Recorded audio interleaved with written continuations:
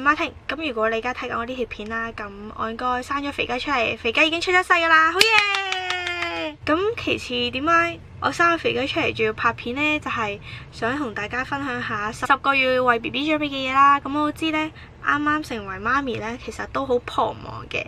咁好多嘢聽人哋講話啱用啊，BB 會用到啊。之後呢，就買咗好多林林總總嘅嘢，但係未必將來會用到啦。咁呢條片呢，就想送俾所有準備或者即將要成為媽咪嘅你啦，咁幫你慳翻一筆錢啦，同埋話俾你知可以喺邊度買到啦，會平啲嘅。咁我哋開始啦。咁首先啦，如果你即將要成為媽咪啦，咁你哋第一件事要準備嘅呢，就要去 book 個產檢啦，檢查下 BB 健唔健康啦。咁最好就係每個月都去 check BB 嘅健康，同埋要去醫院度開始 book 床位噶啦。咁依家就講下 BB 基本要買啲咩啦。咁講一講最基本嘅啦，就係 BB 床啦、BB 床圍啦、BB 車、BB 嘅隔尿墊同埋 BB 嘅孭帶啦。個人建議你哋係會買網床會好啲嘅，因為網床呢，佢就冇 BB 床咁樣一嚿一嚿木啦，咁就冇咁容易整到 BB 啦。而且佢可以攜帶式方便啲嘅。仲有就係佢哋呢，通常實用性高啦。BB 網床呢係分2層嘅，一層上面一層下面噶嘛。咁上嗰層呢就可以瞓到半歲，下層就瞓到3歲咗啦。咁但係如果你瞓到3歲之後個 BB 床用唔到啦，即係 BB 網床用唔到啦，咁你就可以將佢變為 BB 嘅玩具房、玩具床咁樣，就可以放啲波波落去，俾佢當波波池咁玩啦。又可以放其他嘢落去啦，實用性高啦。咁到時如果你生完 BB， 你唔再用張網床，你可以收起佢啦。突然之間你又有第2胎嘅話呢，我恭喜你啦！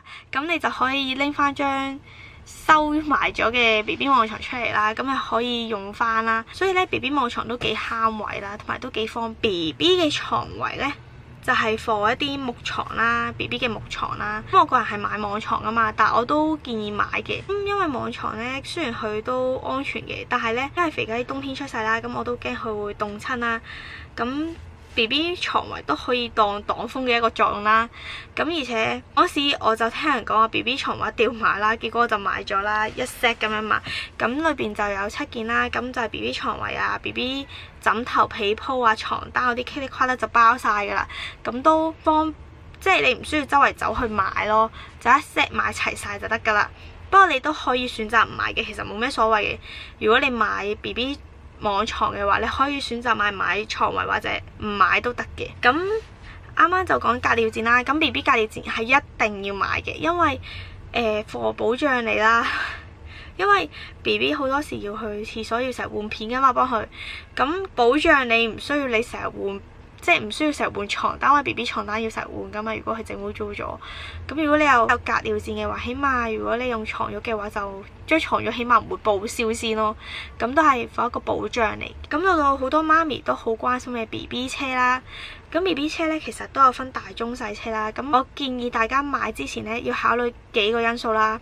首先 BB 車嘅價錢啦，BB 車嘅安全性，屋企放唔放到位，方唔方便啦。你自己出街嘅話，帶住個 BB 車，自己一個湊住 B 推住個 BB 車，方唔方便呢？咁呢啲都要考慮嘅因素嚟嘅。咁其次啦，就係 BB 衫啦。咁 BB 衫呢，其實都有好多噶啦。咁我就唔喺度逐一介紹啦。咁我就會寫翻喺下面 info box 啦。咁就方便你去睇下有邊啲要買啦。個 BB 最基本會燒錢燒得好勁嘅就係如果你餵人奶呢，就要買啲儲奶袋啦。如果你唔餵人奶，即係要奶粉啦，咁就要奶樽啦，跟住尿片啦。咁當然都要有 BB 嘅沖涼液啊、潤膚霜啊嗰啲保濕嘅產品啦。跟住又要一定要買嘅 BB 洗衫液、BB 洗奶樽液、BB 嘅濕紙巾、乾紙巾、棉花啊，仲有嗰啲沖涼盤嗰啲 kitty 夸啦嘢都要買噶。呢啲真係好燒錢嘅。咁可能我會講得少咗啦，咁我會打翻下邊 info box 方便大家睇翻啦。講完 BB 要買嘅嘢啦，咁就講下喺邊度可以買到啦。首先唔好掛厚面皮咁講啦，就真係要揾朋友嘅，出外靠朋友啊嘛，就揾生咗 BB 嘅媽咪，同佢哋吹下水啦，同佢講你最近嘅近況啦，有冇啲 BB 衫去俾你？因為咧呢句説話真係堅嘅，就係 BB 真係大得好快嘅，所以咧通常啲衫咧用得我2-3個月或者1-2個月咧就轉手噶啦。因為我好多媽咪嘅朋友啦，就佢哋通常咧用完之後咧就轉手俾人咯，咁方便你慳翻一筆錢。其實你可以嘗試揾咗你班朋友，可能你班朋友真係會俾到你。咁而我呢，有好多衫都係親戚俾嘅，所以呢，我喺買肥雞衫裏邊，我加埋買唔夠10件咯。但我仲俾人話我燒錢咯，因為佢哋見到我衣櫃裏邊勁多係肥雞衫啦。但係其實全部都係我親戚俾我噶。其次你哋可以去1年1度嗰啲 BB 展，我冇記錯好似1年有2次嘅 BB 展啦。咁你哋可以過去睇下啦。因為 BB 展呢，好多嘢都 discount 嘅，全部都，同埋我之前去過一次啦，真係好抵嘅。就係可能你喺 Facebook 讚個 like 啊，開心 share 下佢啲嘢啦，咁佢呢就會送啲 sample 俾你啦，咁你又可以試下係咪真啱你個 BB 用啦。溫馨小貼士啦，咁如果你哋想去 BB 展呢，2月尾好似係有一個嘅，咁如果你哋要去呢，最好就係早啲啦，帶支筆同埋帶個朋友去，或者帶架 BB 車，咁就方便你到時見到有啲嘢啱你用，或者你想拎好多 sample 嘅時候呢，都可以分擔下你手臂嘅力啦。同埋因為我度呢有好多 form 要你填呢，就會送啲贈品俾你嘅，所以一定要帶支筆去。咁第三呢，就係 BB 開倉啦。咁 BB 開倉呢，其實有好多嘢都好平嘅，即係 BB 啲用品可以係1蚊到100蚊都不等。佢啲紗巾可能5毫子都可能會有噶。當然啦，你都要留意翻個 quality 啦。但係呢，佢真係平過好多大型嘅鋪頭啦。咁 BB 衫都話着得我1-2個月或者2-3個月啦，咁你就唔需要買咁貴啦。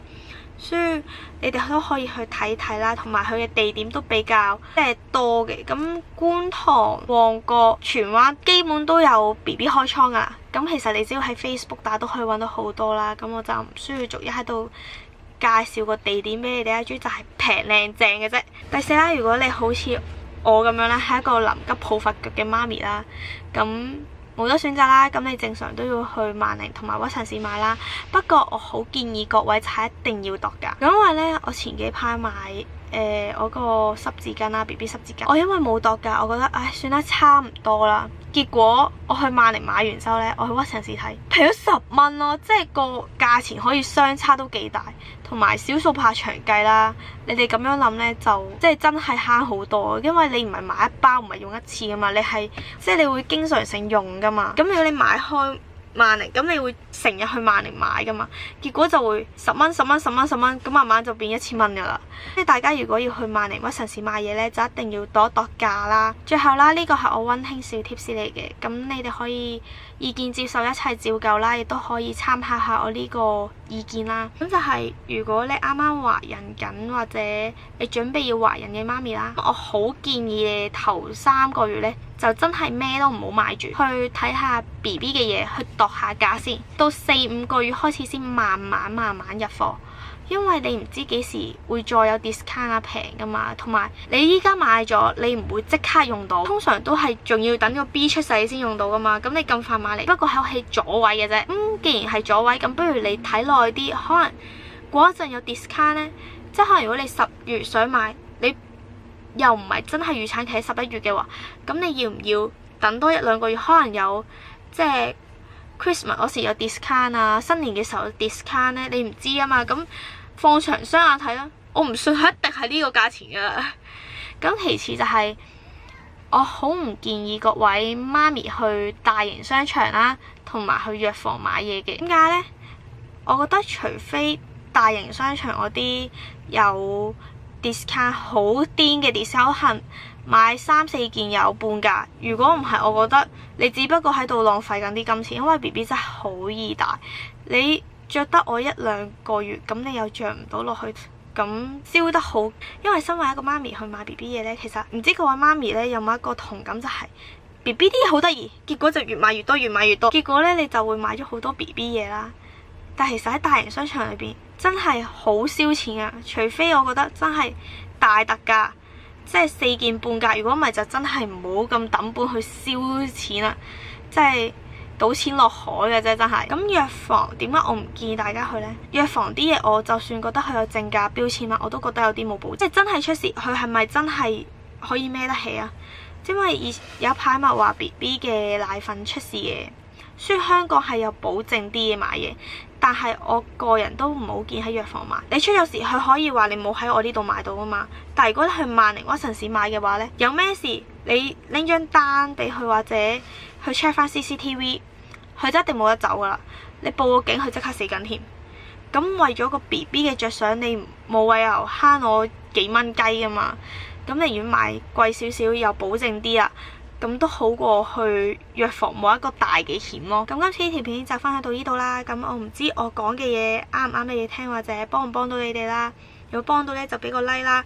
咁如果你覺得我講得唔夠詳盡呢，你哋都可以留言話翻俾我知啦。咁同埋所有資料呢，我會打翻喺下面 info box 俾大家參考下噶啦。咁我哋下次見，拜拜。